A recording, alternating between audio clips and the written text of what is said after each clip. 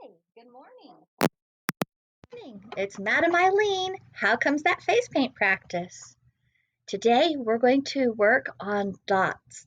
Now, when I took an art class, I was taught to look at your design, and if there's a space with no paint on it, that's called a negative space.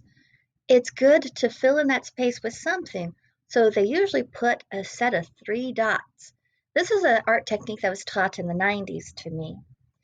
And 3 dots, while looking okay to fill in spaces, they kind of look weird, and some educators are concerned that they might be used as gang symbols. So to avoid our our 3 dots looking not good to other people, you want to do your 3 dots of different sizes just so you don't upset anybody. And you don't want them evenly spaced in a triangle from each other. You want to have more of not an equilateral triangle, but more of, oh, I forget the name. You know the name. You kids have been taking school classes more recent than I, so you know the name of it. But it's where each side of the triangle is a different distance from each other. So we're going to get started on dots. Here we go. We're going to flip the camera down and around. Ready for a journey?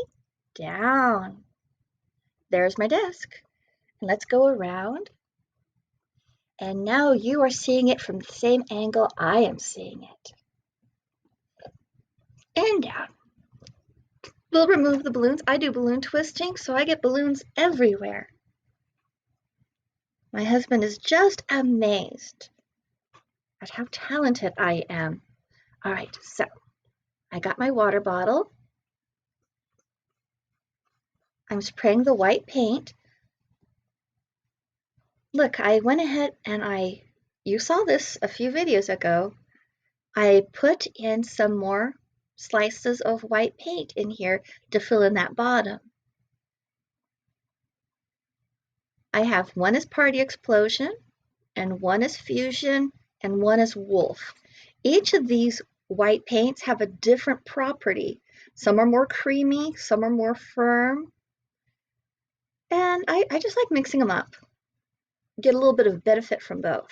Full coverage from one, thickness from the other.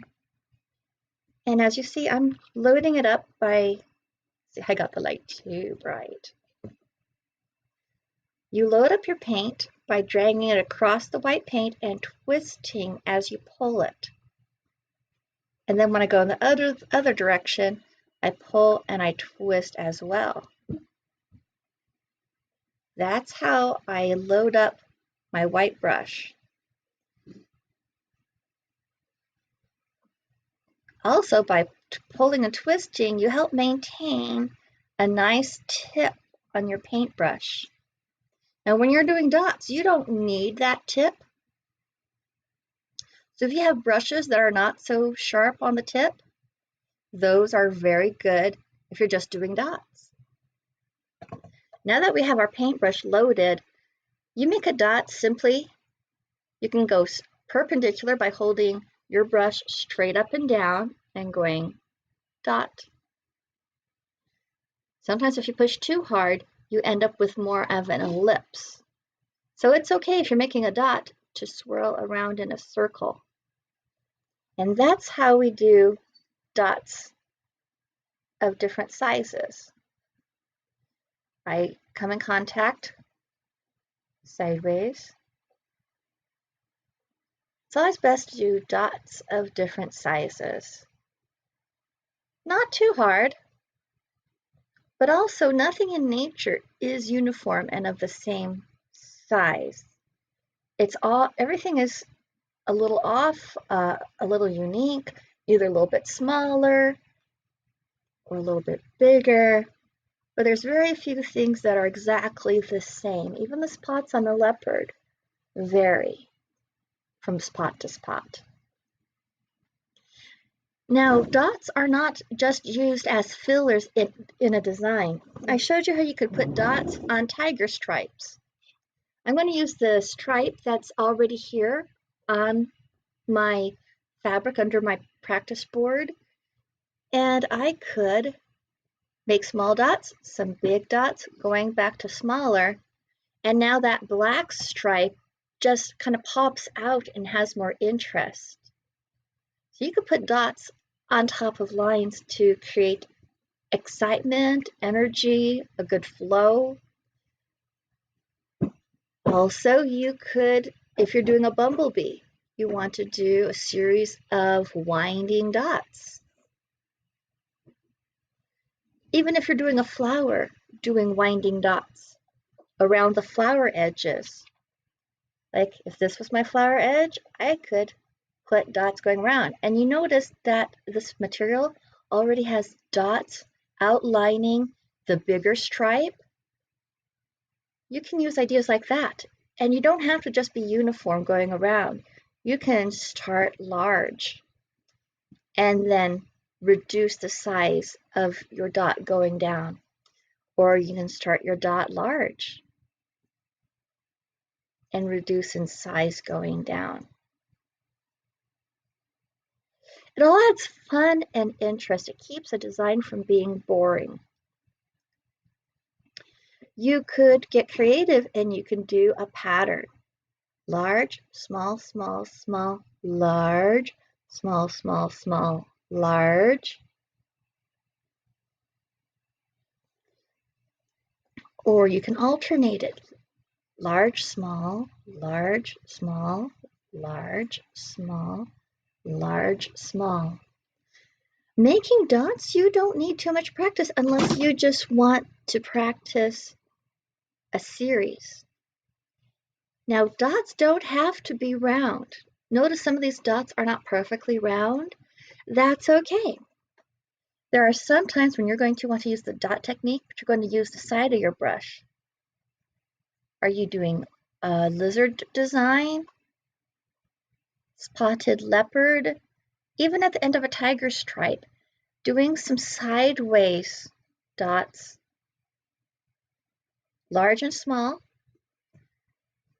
Like maybe you're doing snow and you're doing blue and you get the snow effect by adding a few of these elliptical dots. That adds interest. Or even flower petals. You're doing a beautiful flower petal and you want to add some character to that petal. And so you follow the petal up with a little bit of dots in the center. So have fun adding dots to your design. Experiment. I'm going to show you one of my practice boards now with dots.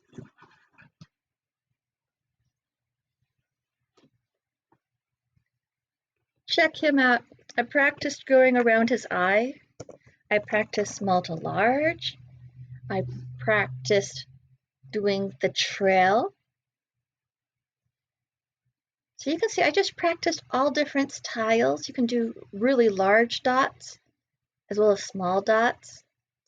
You can even do dots that look like a mouse. You use dots if you're doing Paw Patrol. If you want to do a dog print or a cat print, you usually want to start with a big dot.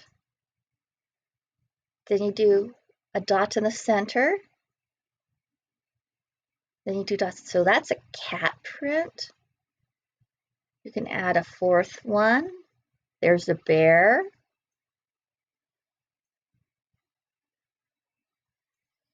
You could even do baby feet. You do a big dot, you do a little dot, and then 1, 2, 3, 4, 5. You could do footprints just by connecting dots. You can make a larger foot, space the dots out, connect it with a line, and then do a medium-sized dot, followed by dots going small. You can make footprints with dots.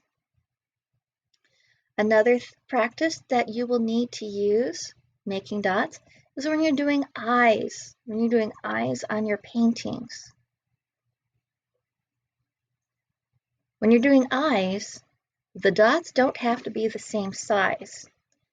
If you've watched children's animations, especially Veggie Tales, you'll see that all of the vegetable eyes have one big and one small eye. And then it's just a matter of putting the black dot in the center. So those are some techniques and uses for your dots. Dots are also a good way if you're going to do future lines, is just do a little dot, and then you can use that dot as your guideline. So happy practicing. Make sure you practice 20 minutes a day. And when painting in your notebook, use different colors. Happy practicing.